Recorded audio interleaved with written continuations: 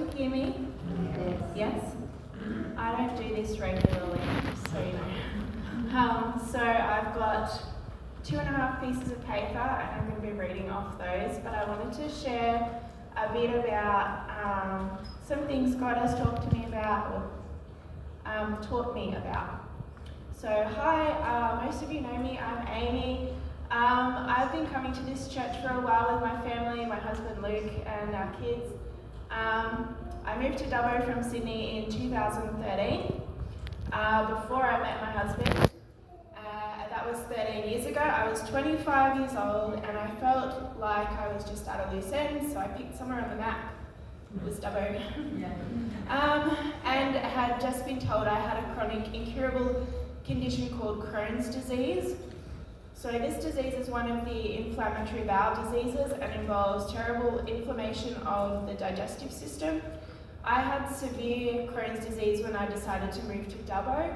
I had more hair, but I looked more or less like I do now. I was looking fit and healthy, but at the age of 25, when a lot of people around me were in their prime, living their best life, I was in adult nappies and dealing with severe pain every time that I tried to digest food because I had inflammation in the tube that goes from your mouth down to the other end.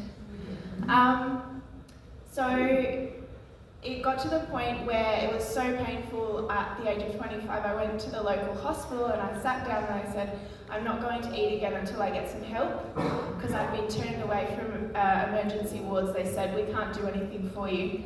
Go talk to your specialist or go get some mental health help.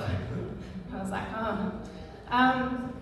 So I sat down and I said, I'm not going to eat anymore until someone helps me. I didn't eat solid food after that for roughly 3 weeks, and was flown to Sydney, where they gave me an operation to create what's called a stoma. That means that my intestine pokes out here, the front of my stomach, and so waste product comes out there into a bag attached rather than going through. So for me that meant a huge improvement to my quality of life. And I have not let this disease stop me from living, but even with many operations and medications, I've spent most of my adult life dealing with pain.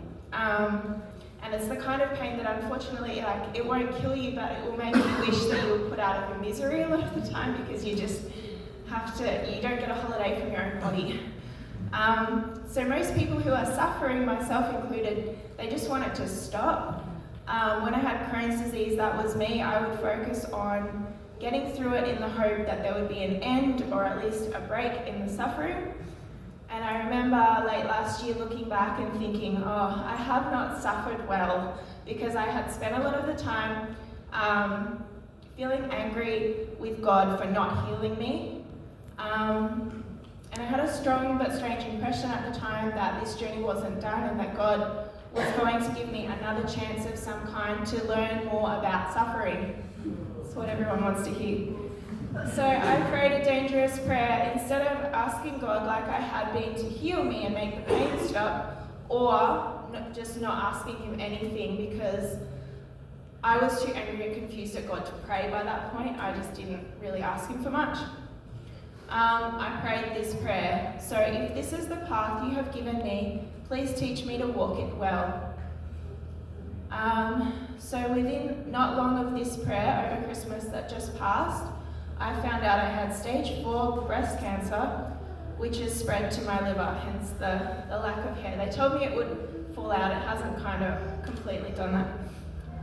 But since I found out I had cancer, I've experienced a new ability to connect with God that I didn't have before. And I've also been able to share about him with others in a way that I know is partly due to my situation.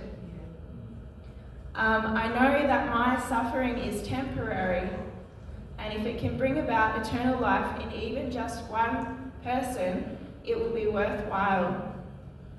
I have never been more sure of where my hope is and where I am going. The key thing for me has been surrendering to God. So when I was battling Crohn's disease, I felt like I was battling it alone on my own strength. and I resented God for that rather than surrendering to Him. But I have never known God not to honour it when I do surrender something to Him. Things start to happen. So that's what I did, and things started to happen. So I would encourage you to think about what He's asking you for. It could be just to make Him your choice and the boss of your life, but whatever it is, even if it's pain like I had, please give it to Him. See what He will do. What He's done for me looks terrible from an outside perspective, but I've never felt richer, and I've never been more aware of how blessed I am and how deep His love is, and been given this kind of perspective, which is an eternal perspective, not an earthly perspective. And I wanted to share from 2 Corinthians 4:16 to 18. Therefore we do not lose heart, though outwardly we are wasting away, yet inwardly we are being renewed day by day, for our light and momentary troubles are achieving for us an eternal glory that far outweighs them all. So we fix our eyes on what, not on what is seen, but on what is unseen. For what is seen is temporary, but what is unseen is eternal. Amen.